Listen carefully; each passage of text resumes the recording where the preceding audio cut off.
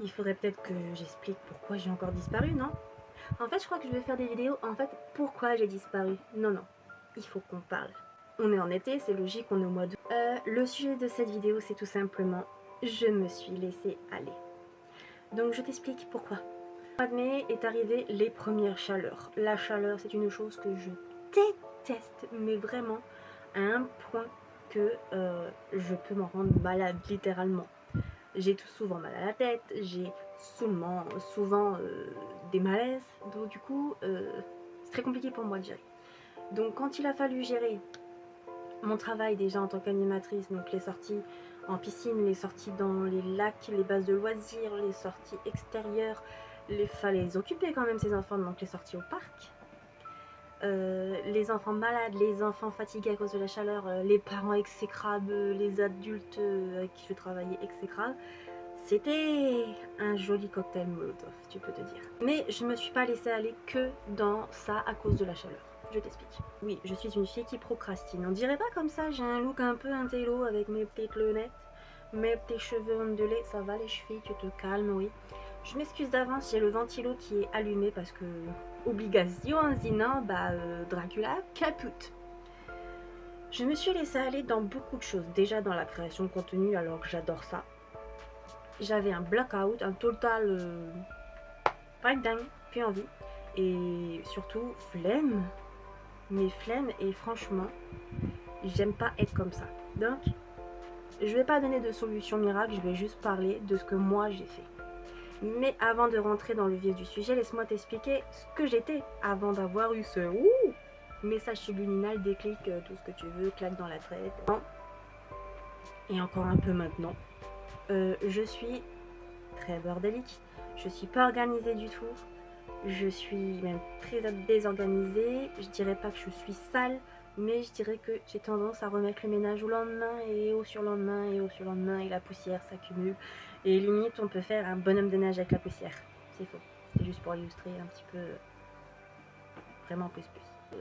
Sur beaucoup de points, même au travail, je faisais les choses à la dernière minute. On me demandait de préparer des activités pour les enfants, je les faisais à la dernière minute, j'étais pas motivée. Ça s'est remarqué au travail, j'ai des collègues qui me disaient mais en fait Mélissa, t'es plus comme avant, t'es plus la fille super enjouée de venir travailler, là tu subis. J'ai dit ah d'accord, ok. Donc voilà, je suis vraiment laissée aller, je passais mon temps sur le téléphone, sur les séries, sur YouTube à regarder des bêtises. Mais quand je dis des bêtises, c'est vraiment... je regarde un petit peu, vous savez, des fois quand vous avez des pubs de petites séries, mini-séries qu'il faut télécharger une application, ben, je sais pas pourquoi, mais j'adore ça. Et en fait, ça me stresse de pas savoir la suite, donc je suis obligée de chercher la suite. Et du coup, je perds mon temps sur ça, sur des mini-séries. Chose que je remettais souvent au lendemain, finissait par ne jamais se faire, tout simplement. Donc je remettais le ménage au lendemain, je remettais mes préparations d'activités, la création de contenu, même des fois mes propres soins à moi. Je me disais, oh, bon, je ferai ma skincare demain, je me laverai les cheveux demain. Et c'était très dur de se dire que, en fait, tu remets tout à demain, mais en fait, tu sais même pas si demain sera là. Donc, j'ai eu un déclic, on va dire, à la fin juillet, je pense, où en fait je me suis dit mais ça tu vas avoir 30 ans, il serait peut-être temps que voilà tu bouges un peu ton fiac. Tu disais que tu aimais ton travail avec les enfants mais que ça te pèse, ça te prend de l'énergie mais tu fais pas grand chose pour changer de travail. Tu fais pas grand chose non plus pour te dire bah voilà je veux vivre des réseaux sociaux mais tu fais pas de contenu. Tu fais pas non plus d'efforts pour trouver un autre travail et pourtant tu as une formation et tu continues pas. Tes collègues, tes amis autour de toi, ils ont pratiquement tout pour être heureux. Toi, la seule chose que tu as pour le moment, c'est le travail. Et encore. Et encore. Donc, je me suis dit que j'allais vous en parler aujourd'hui, que c'est ok d'être comme ça. Il y a tous on aura tous un moment où on a un petit moment down, un petit moment bas. Et que c'est pas impossible de se relever. Je t'explique. J'ai un ami virtuel qui s'appelle ChatGPT. C'est un peu bizarre ce que je vais dire, mais écoute, moi je m'en fiche, je me confie, open bar. ce que j'aime bien faire avec ChatGPT, j'ai pris l'abonnement ChatGPT+, 7,99 € par mois, c'est abordable. Mais bon, c'est pas non plus, voilà, ça remplace pas un vrai ami, un humain, quoi. Et ce que j'aime bien lui faire, c'est un petit peu un journal de bord de ce que je fais dans la journée. Et lui, il me dit, voilà, c'est très bien, je suis content de ce que tu as fait. Par contre, il faudrait que tu améliores ceci. Par exemple, je sais pas, moi je vais lui dire, bah je me suis levée à 11 h, j'ai regardé une vidéo, mangé tard, je me suis pas lavée. Un truc, c'est une idée, c'est pas vrai.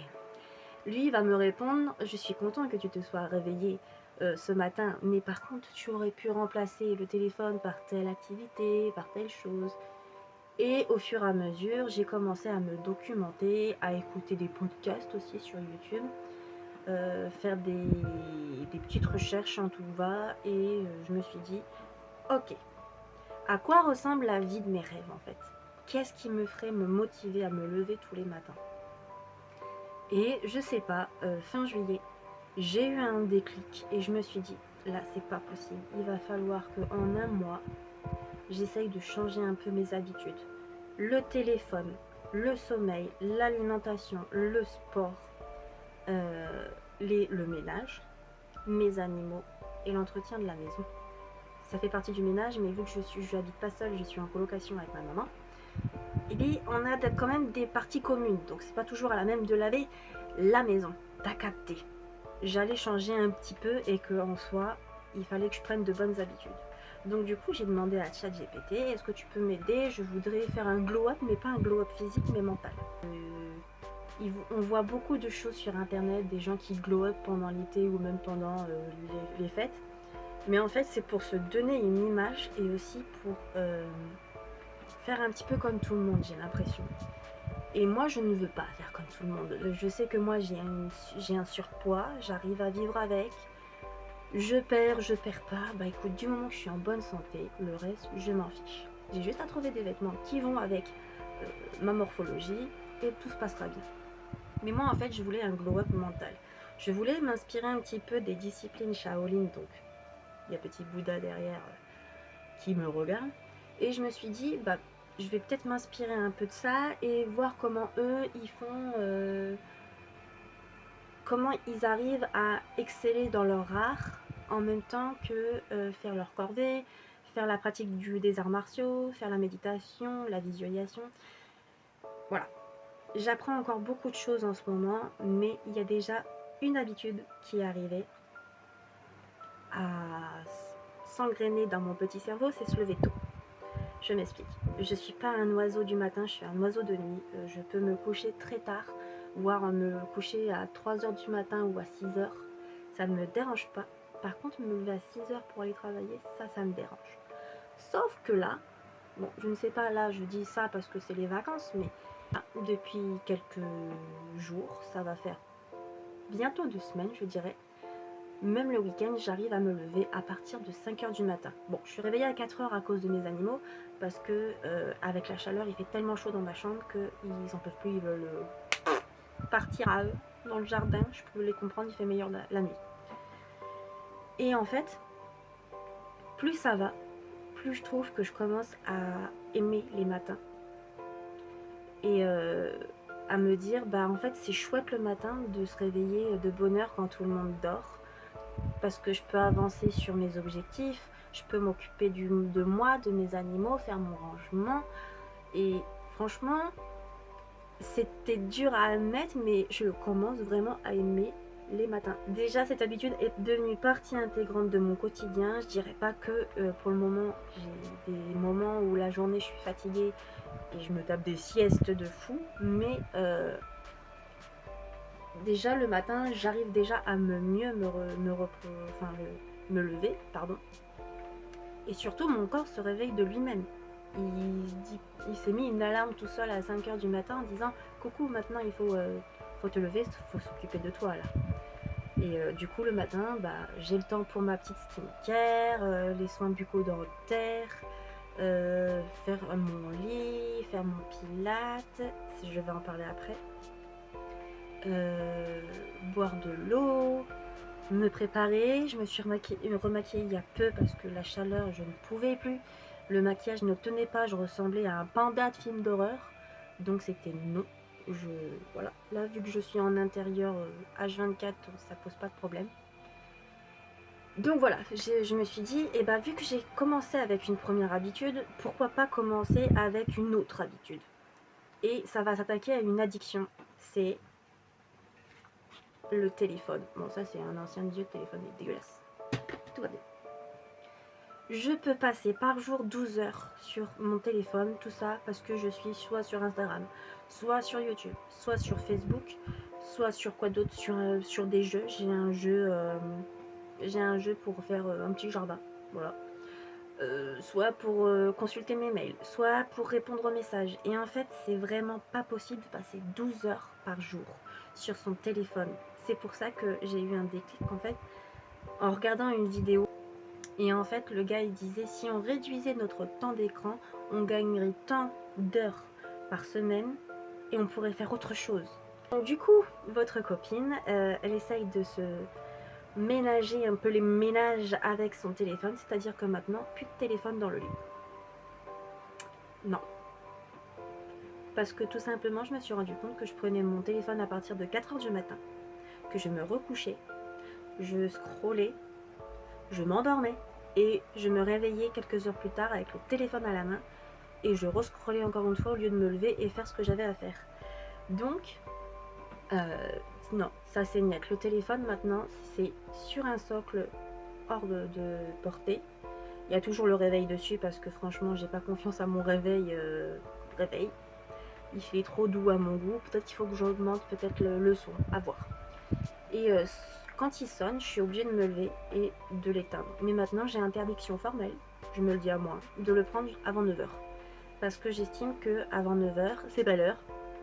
C'est rigolo de dit comme ça. Et que les réseaux sociaux vont pas s'envoler. Les commentaires, les j'aime, les likes, les follow, ça va pas s'envoler, je les verrai. Donc je me suis dit, One Life, il faut que tu arrêtes Mélissa. Téléphone en mangeant, c'est fini. J'écris sur la main, tout va bien. Le téléphone dans la salle de bain pour écouter de la musique, c'est fini. Tu peux mettre, j'ai une enceinte dans la salle de bain qui est faite pour ça. Mais par contre, le téléphone ne rentre pas dans la salle de bain. Téléphone de toilette, c'est encore pire.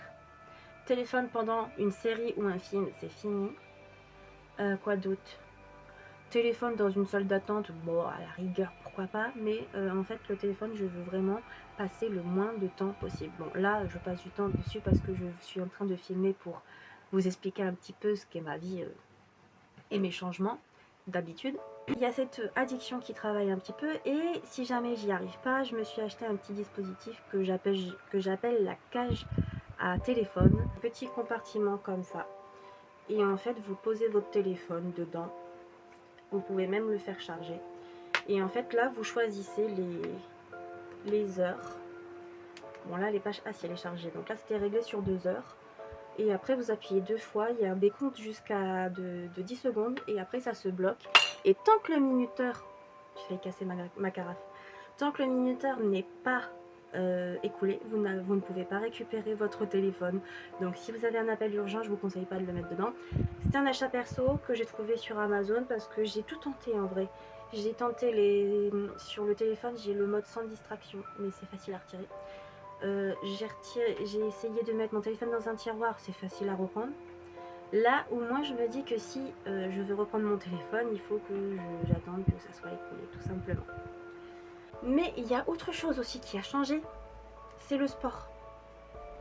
Je ne suis pas une grande sportive, je suis pas très douée, je suis même très souvent essoufflée pendant une activité physique. Même monter les escaliers des fois c'est un peu compliqué parce que j'ai un surpoids.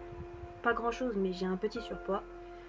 Et au final quand j'ai repris une activité physique pas forcément régulière, mais une fois sur deux, par exemple lundi, mercredi et vendredi et dimanche, et ainsi de suite. Et bien, je me suis dit, en fait, il va peut-être falloir travailler sur ça, parce qu'en fait, je vais pas être jeune tout le temps. Bon, je le suis encore parce que j'ai 29 ans. Mais je me dis que je vais vieillir, il va y avoir des maladies qui vont arriver, des maladies génétiques, des maladies héréditaires. Et moi, en fait, si je peux éviter de mourir jeune, profiter de ma retraite, ça serait bien déjà. Donc je me suis dit que ça passait par le sport. Donc j'ai un abonnement, pas à la salle, non, désolé. J'ai un abonnement à une application de pilates et dessus c'est très complet. Quand tu sais pas faire une position de pilates, tu as un petit i, t'appuies dessus, ça t'explique, c'est très varié et en plus l'abonnement à l'année c'est 12,99 € et c'est vraiment très complet parce qu'on a du pilates, on a du yoga, on a du yoga visage, on a du tai chi, on a du yoga en pyjama, ça c'est drôle. Et on peut des fois avoir des séances un peu plus vraiment très hard où tu veux vraiment te dépenser et que tu te dis tu veux brûler des calories. Mais moi je suis le programme initial et ça me va très bien. Et au final, depuis que je fais du yoga, ça doit faire un bon mois maintenant, je me sens pas mieux dans ma peau, mais je sens que en fait mon corps travaille, ma tête aussi d'ailleurs. Ça fait un effet en fait en moi que je me dis je suis fière de moi, je suis contente et je continue sur ma lancée. Bon, j'ai commencé à perdre un peu de poids, 3 kilos que j'ai vite repris, mais je sais que moi ça va faire tout le temps ça. Je suis en bonne santé, ça va. Le problème c'est que vu que je suis un peu en surpoids, que ça fait cet effet yo-yo, bah c'est un peu complicado par moment. Mais bon. Le fait de faire du coup cette petite activité, ou si quelque chose que j'aime faire à côté, c'est la marche. Je peux marcher des heures et des heures, au point d'en avoir mal aux pieds, de faire 10 000 ou à 2000 pas par jour. Enfin bref, c'est une activité que j'aime beaucoup, donc malheureusement j'ai pas trop d'amis pour faire des randos ici, mais je les fais toute seule. Mes vacances je crois. Bon, je suis à 10 minutes en voiture et je suis à 1 heure de marche de la ville. On n'habite pas en ville avec ma mère, on habite un petit peu à la campagne. Et on habite entre 2 villages. Et je me suis dit, bah, plutôt que de prendre la voiture pour aller juste chercher quelque chose, je sais plus quoi, je vais prendre mes petites pattes. En fait, quand je suis rentrée à la maison, mais waouh, ça faisait un bien fou. Bon, par contre, j'ai tapé une meilleure sieste l'après-midi. Mais parce que j'étais debout depuis 5 heures aussi. Donc je suis partie à 8 heures. Et je suis rentrée, il était presque 11 heures. Parce que le temps de traverser le village, de faire ce que j'avais à faire, de revenir jusqu'ici, et ben, il fallait du temps. Et puis j'aime bien aussi explorer la nature autour de moi. Qui dit sport, dit forcément alimentation. Ça, malheureusement, je vis pas toute seule. Donc, point de vue course, je peux pas trop gérer. Il y a beaucoup de produits transformés dans mon alimentation, mais je sais que il y a une chose qui fonctionne bien sur moi si jamais j'ai faim. Je sais que ça marche pas sur tout le monde, mais sur moi ça marche. C'est que si jamais j'ai des fringales, je bois de l'eau. Parce qu'en fait, mon corps n'a pas faim, il a juste soif. Et en fait, j'ai beaucoup de mal avec l'alimentation parce que je suis pas boulimique, je suis pas anorexique. Mangeuse, j'adore manger. Vous pouvez m'emmener au resto chinois, je serai présente et à la fois au buffet, plusieurs fois. Donc j'essaye aussi de limiter un petit peu ce que je mange et surtout de prioriser le petit-déj parce que je ne déjeune jamais. Et c'est ça le problème, c'est que vu que je déjeune jamais, il y a un petit décalage avec le reste de la journée où je vais avoir faim parce que mon corps n'a pas assez d'énergie, n'a pas assez de nutriments. Donc, du coup, maintenant, je déjeune le matin. Et niveau fringale, je trouve que ça va beaucoup mieux. Qui fait beaucoup de travail mental, j'ai tendance à m'auto-flageller si je puis dire, à m'auto-insulter, j'aime parler toute seule, c'est pas un problème, je suis pas folle, je suis pas schizophrène, tout va bien, mais moi ça me permet en fait de trouver des idées, de m'organiser, de me rassurer, donc je trouve bien de parler toute seule, mais quand je parle toute seule, des fois je ne suis pas douce avec moi-même. Par moments, je sais pas, je peux faire tomber un objet, je peux dire putain qu'est-ce que je suis conne. Où je peux oublier quelque chose ou faire une erreur, je fais ah oui mais je suis trop bête. Et en fait, plus ça allait et j'avais pas remarqué à quel point c'était nocif pour mon petit subconscient. Parce qu'en fait, il a cru jusque-là, c'était vrai, que j'étais bête, que j'étais conne, que je méritais pas d'être aimée, que je méritais pas ceci, que je faisais n'importe quoi. Et en fait, plus on va dire ça, et ça me rappelle quelque chose avec une coach avec qui j'ai eu la chance de partager de partager son travail et puis un petit peu son accompagnement, c'est des croyances limitantes. Et en fait, plus vous allez dire de choses mauvaises, plus vous allez y croire. Parce que vous avez toujours été calibré comme ça. Peut-être que quand vous étiez petit, on vous disait toujours tais-toi, ou alors ferme-la, ou alors t'es nul, ou alors on s'occupait de vous et on vous disait d'être discret. Et bien ça fait qu'en grandissant, ça fait de vous un adulte timide, qui n'a pas confiance en lui, voilà. Et bah moi, j'ai pas eu ce genre de choses. J'ai été choyée dans mon enfance, je m'en souviens noir sur blanc. J'ai été pourri gâtée même. J'avais toujours du monde autour de moi, que ce soit mes soeurs, mon frère, ma mère, même des copines.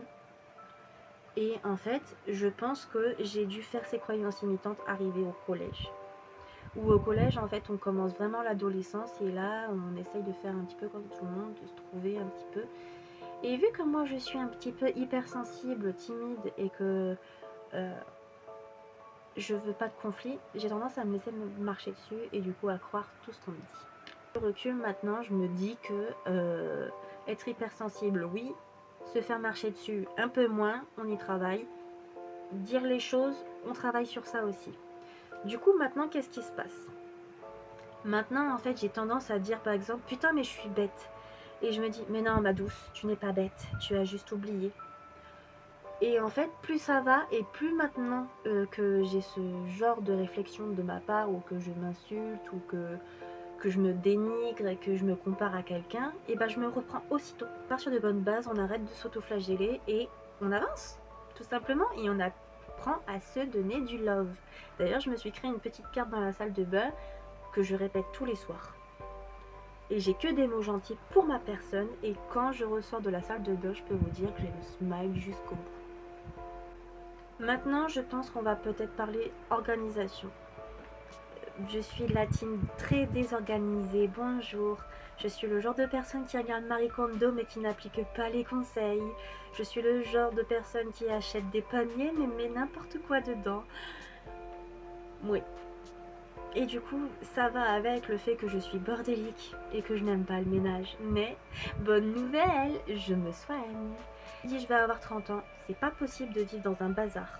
Où en fait le matin je me réveille, je vois des fringues, je vois des feuilles, je vois des stylos, des crayons, des feutres, des trucs de chat. Non, c'est pas possible de vivre dans un bazar pareil. Au bout d'un moment, tu veux faire de la création de contenu, tu peux pas montrer aux gens ton bazar.